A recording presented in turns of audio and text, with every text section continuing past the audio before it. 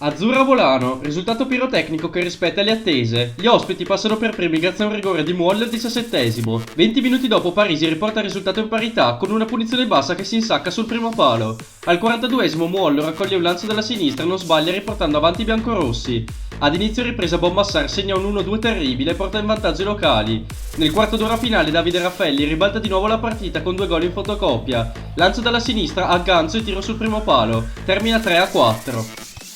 Mattarello Marco, pareggio rocambolesco in questo match. Il primo tempo vede gli ospiti prevalere e rendersi pericolosi in più di un'occasione con Fight. Nella ripresa al 60esimo un disimpegno sbagliato dei padroni di casa manda Bernardi davanti al portiere, che mette l'assist vincente per Zanini che segna porta vuota. 5 minuti più tardi gli ospiti raddoppiano grazie alla doppietta di Zanini su invito di Dei Michei.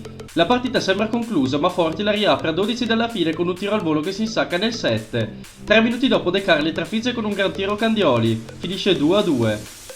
Ozolo, Maddalena e Besenello. Grande prestazione dei padroni di casa che sfruttano al meglio il fattore campo. Nel primo tempo la partita è equilibrata e le occasioni latitano. Al 29esimo l'Ozolo va in vantaggio con Segna che insacca di testa su un cross di Zanotelli. Al 45esimo Martini, solo davanti al portiere, spara addosso all'estremo difensore.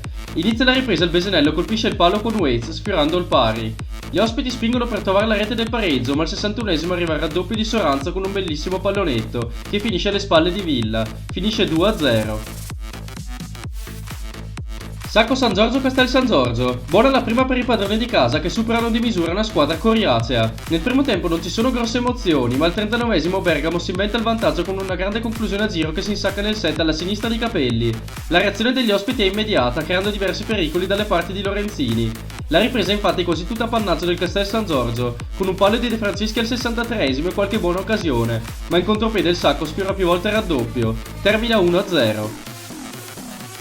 Spor Maggiore Leno. Vittoria importante per i giallorossi in uno scontro delicato. Parte forte la Leno che trova la via del gol alla mezz'ora con Manfredi. Su punizione laterale respinta dal portiere, il capitano è il più rapido nel ribadire in rete. Il pareggio di locale arriva alla fine del primo tempo con Beatrici che, servito in maniera perfetta da Chiesa, non può sbagliare. Nella ripresa i ritmi calano, ma lo Spor Maggiore riesce a trovare la vittoria grazie a un colpo di testa da corner di Beatrici. Non basta quindi la partita eccellente di Prezzi, abile a tenere la sua squadra a lungo in partita. Finisce 2-1.